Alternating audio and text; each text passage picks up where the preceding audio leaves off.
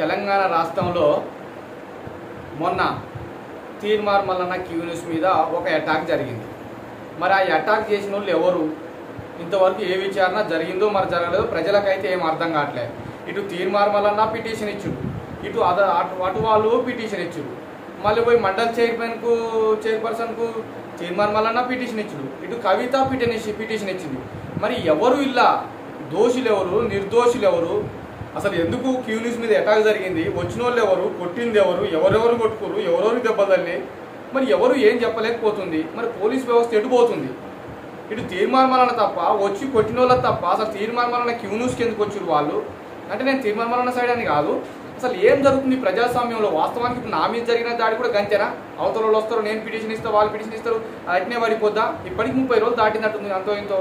మరి అయినప్పటికీ ఇంతవరకు నేటికి అది ఆ కేసు బయట పెట్టలేదు పోలీస్ వ్యవస్థ. మరి పోలీస్ వ్యవస్థ ఏం చేస్తుంది? 30 రోజులు దాటుతున్నారు, ఇరు వర్గాలు పిటిషన్లు ఇచ్చుకున్నాయి, ఇరు వర్గాలు అక్కడ చెప్పుకున్నాయి. అయినప్పటికీ ఏది న్యాయము, ఏది అన్యాయము, ఎవరి పట్ల ఉన్నది న్యాయం, ఎవరి పట్ల లేదు, ఎవరి పట్ల అన్యాయం ఉన్నది మీరు ప్రజలకు తెలియజేయాల్సిన అవసరం పోలీస్ వ్యవస్థ కాడ ఉన్నది. అయినప్పటికీ తెలియజేయట్లేదు.